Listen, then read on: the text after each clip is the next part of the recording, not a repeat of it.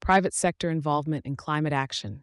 Pakistan cannot effectively tackle climate change without private sector support, yet there is a lack of coordination between the private sector and the government in addressing climate issues. Climate finance needs. The World Bank estimates Pakistan needs $152 billion for climate adaptation and $196 billion for decarbonization by 2030. However, the country's reliance on borrowing is unsustainable, and additional sources of financing must be found. Lack of private sector engagement. Although the government recognizes the importance of private sector involvement, key ministries like climate, economic affairs, finance, and planning do not explicitly include private sector engagement in their mandates. Efforts to engage the private sector, such as the Public-Private Partnership Authority, P3A, lack a clear focus on climate priorities. Business organizations' role. Organizations like the Overseas Investors Chamber of Commerce and Industry, OICCI, and Pakistan Business Council, PBC, have started work on climate-related studies, but their efforts are often seen as corporate social responsibility, CSR, activities rather than long-term partnerships for climate resilience. Challenges facing SMEs. Small and medium enterprises, SMEs, which make up a large portion of Pakistan's economy, are most vulnerable to climate disasters, but lack the resources and national platforms to build climate resilience. Crux, Pakistan needs substantial funds to address climate change, but the government alone cannot meet this challenge. Although private sector involvement is crucial, there is limited collaboration with the government in climate action efforts. Various business sectors, particularly SMEs, are highly exposed to climate risks, but face challenges in accessing support. To effectively combat climate change, the government must work closely with private companies to leverage financial and technical resources for climate resilience. Accusations against IMF. Foreign Minister Ishaq Dar has accused the IMF of playing politics and deliberately delaying the disbursement of funds to Pakistan, a claim he has made repeatedly in the past. Change in IMF's approach.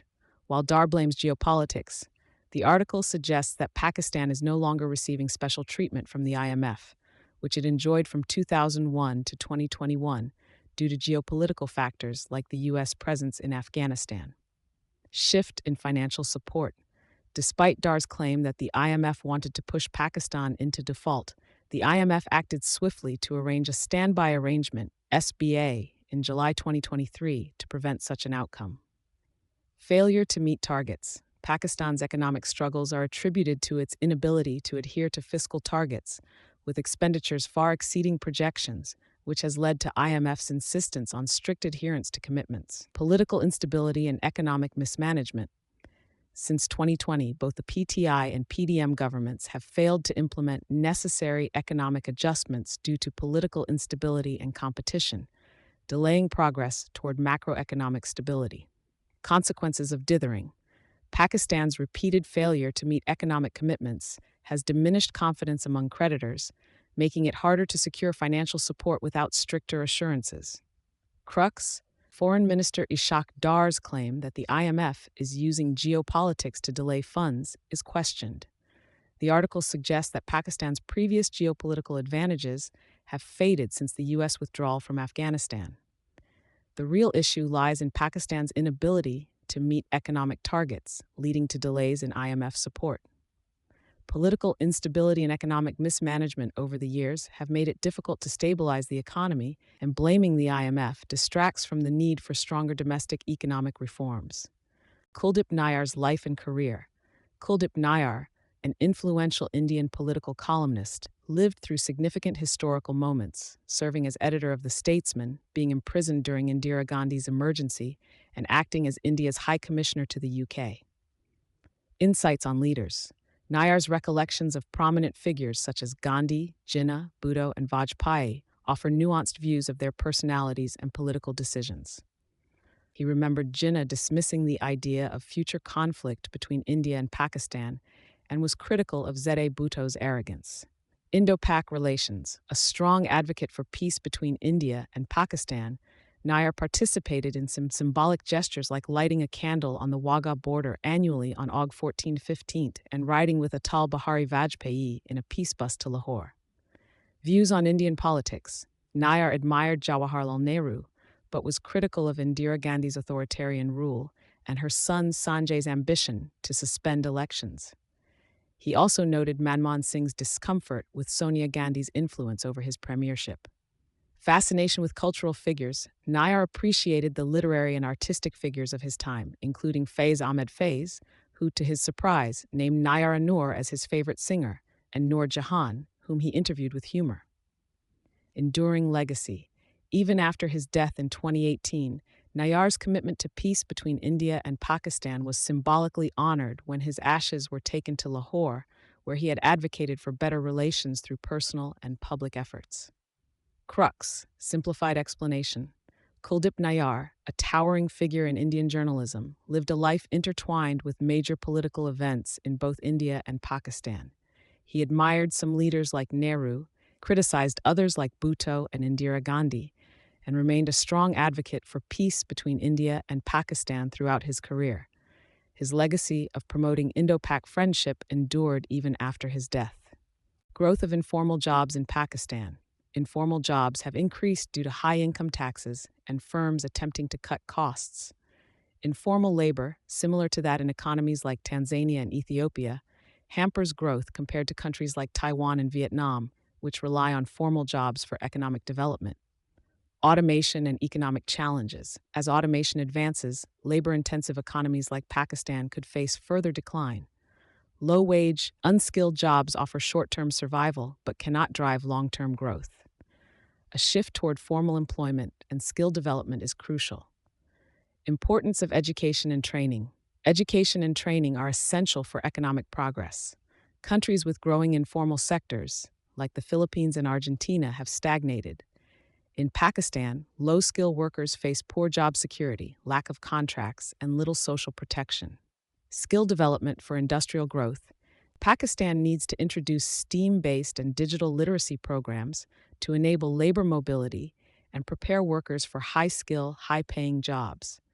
The government should focus on upskilling through public-private partnerships rather than just providing access to technology. Student jobs and skill building. Unlike many countries where students gain valuable work experience through part-time jobs, in Pakistan, these jobs are often filled by untrained workers. Offering students opportunities in libraries, administrative roles, or apprenticeships could help them develop skills for future formal employment. Bridging the skills gap.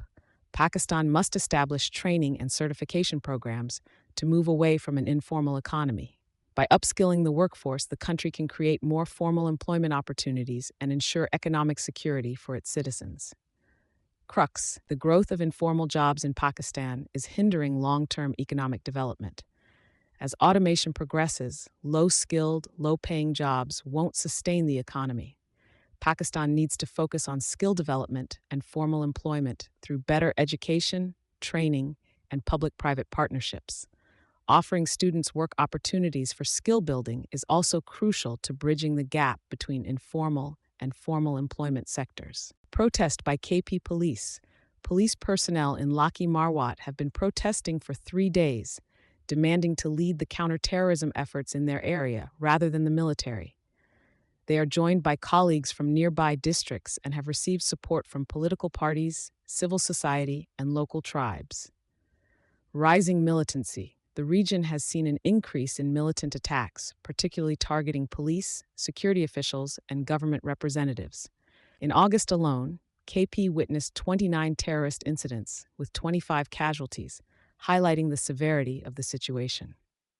Impact on law and order. The protest reflects low police morale and frustration with the state's inability to curb terrorism.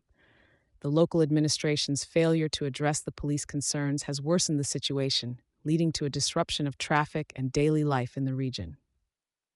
Need for empowerment. The police are on the front lines of counterterrorism efforts, and their demands for greater responsibility in leading the fight against militants should be taken seriously. Empowering the police could help restore order in the affected areas. Collaborative approach.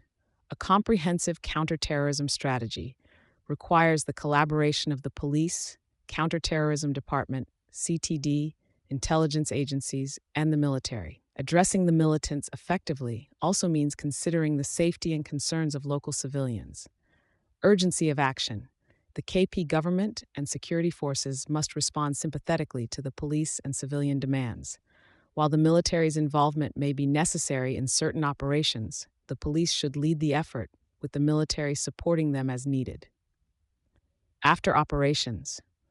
Once militants are cleared, the civilian administration must ensure successful implementation of the build phase to maintain stability and prevent the resurgence of terrorism. Crux, simplified explanation. Police in Laki Marwat are protesting against rising militancy and demanding to lead counterterrorism efforts rather than leaving it to the military. As militant attacks increase, police morale has dropped, and their concerns reflect the state's failure to control the situation. A combined effort by police, CTD, military, and intelligence is necessary, with the police taking the lead, supported by the military when needed. After military operations, the civilian government must ensure lasting stability. Pakistan's high-risk ranking. The 2024 World Risk Index places Pakistan among the top 10 countries globally most vulnerable to disasters and conflict, with a ranking of 10th for disaster risk and in the top 3 for conflict exposure. Interconnected crises. The report highlights how global crises like extreme weather, pandemics, and conflicts are increasingly overlapping and amplifying each other. Pakistan's vulnerability is a reflection of this global trend, with its susceptibility to climate disasters such as floods and earthquakes, compounded by internal conflicts and political instability. Vulnerability factors. Pakistan's high risk is exacerbated by poverty, weak governance, and inadequate disaster preparedness. The country's institutional capacity to manage these crises remains underdeveloped, mirroring other disaster-prone nations like the Philippines and Bangladesh. Outdated risk management. The report suggests that Pakistan's approach to risk management is outdated, focusing on individual events rather than the interconnected nature of crises. A shift towards holistic and forward-looking strategies is urgently needed. Recommendations. Disaster preparedness. The government must prioritize disaster preparedness, invest in early warning systems, and develop robust infrastructure to protect lives and the economy from climate disasters. Strengthening governance. Pakistan needs to improve its governance and institutional capacity to handle both conflicts and natural disasters simultaneously. This includes ensuring equitable resource access and a more coordinated crisis response. Need for coordinated efforts. Addressing Pakistan's complex risk landscape requires integrated efforts across disaster management, conflict resolution, and sustainable development. Without decisive action, the country will face increasing risks in terms of both frequency and intensity. Crux. The 2024 World Risk Index ranks Pakistan among the top 10 countries most vulnerable to disasters and conflict, highlighting the interconnected nature of global crises. Pakistan's exposure to climate disasters like floods, along with political instability, is worsened by poverty and weak institutions. The government must improve disaster preparedness, strengthen governance, and adopt holistic crisis management strategies to prevent worsening risks. Rising suicide rates. Pakistan's suicide rate has increased significantly, from 7.3 per 100,000 in 2019 to 9.8 in 2022. This rise highlights a growing mental health crisis in the country. Rural suicide ideation. Suicide ideation, or contemplating suicide, is alarmingly high in rural areas, affecting 12% of the population, indicating a severe mental health issue among rural communities. Stigma and lack of support. One of the major barriers to addressing mental health and preventing suicide is the societal stigma surrounding mental disorders. Many people avoid seeking help due to shame or fear of negative responses. Urgent need for a national strategy. Experts at a recent World Suicide Prevention Day event in Islamabad emphasized the need for a national mental health strategy to combat this growing crisis. Encouraging compassion and professional support. The article stresses the importance of societal compassion toward those struggling with mental health and calls for increased access to ethical and well-trained mental health professionals to help those in need. Societal responsibility. There is a collective obligation to break the stigma around mental health, raise awareness about the reasons behind self-harm, and provide timely interventions to prevent unnecessary loss of life. Crux: mental health is becoming one of Pakistan's biggest public health crises, with rising suicide rates, particularly in rural areas. The stigma surrounding mental illness prevents many from seeking help. Experts call for a national strategy to address the issue, promote awareness, and improve access to mental health care. Compassion and timely interventions can save lives.